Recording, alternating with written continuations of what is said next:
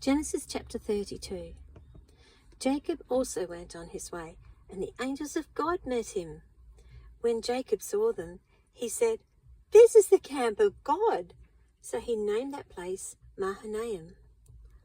Jacob sent messengers ahead of him to his brother Esau in the land of Seir, the country of Edom.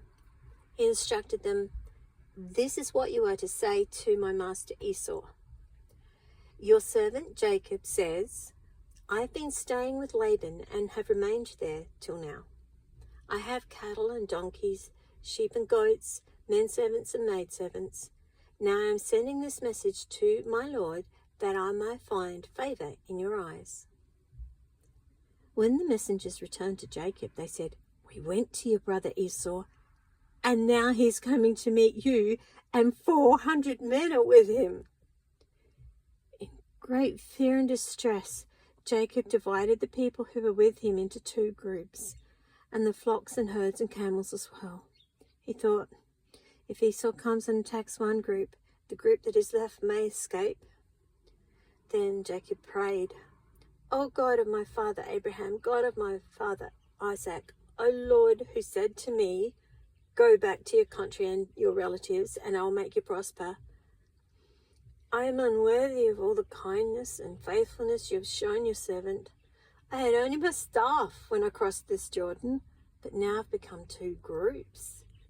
Save me, I pray, from the hand of my brother Esau, for I'm afraid he will come and attack me, and also the mothers and their children. But you have said, I will surely make you prosper, and will make your descendants like the sand of the sea, which cannot be counted." He spent the night there, and from what he had with him, he selected a gift for his brother Esau: 200 female goats and 20 male goats, 200 ewes and 20 rams, 30 female camels with their young, 40 cows and 10 bulls, and 20 female donkeys and 10 male donkeys. He put them in the care of his servants, each herd by itself, and said to his servants, "Go ahead of me, and keep some space between the herds." He instructed the one in the lead, "When my brother Esau meets you and asks, 'To whom do you belong? And where are you going? And who owns all these animals in front of you?' then you are to say, 'They belong to your servant Jacob.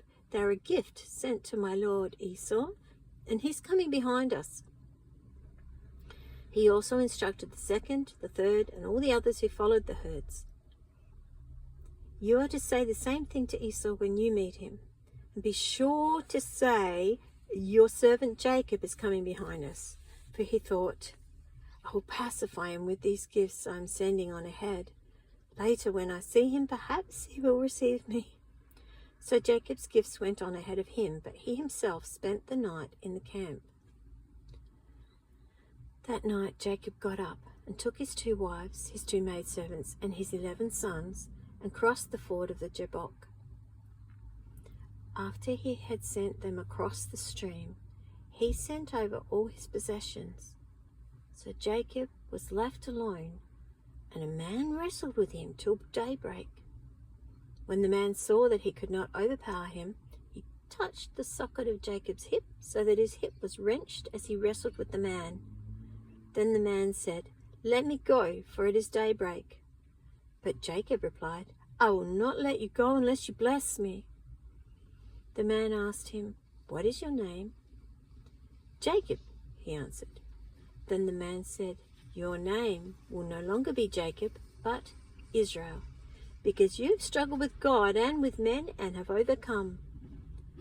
Jacob said, "Please tell me your name." But he replied, "Why do you ask my name?" Then he blessed him there.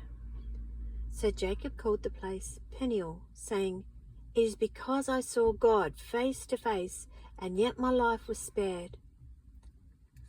The sun rose above him as he passed Peniel, and he was limping because of his hip. Therefore to this day the Israelites do not eat the tendon attached to the socket of the hip, because the socket of Jacob's hip was touched near the tendon.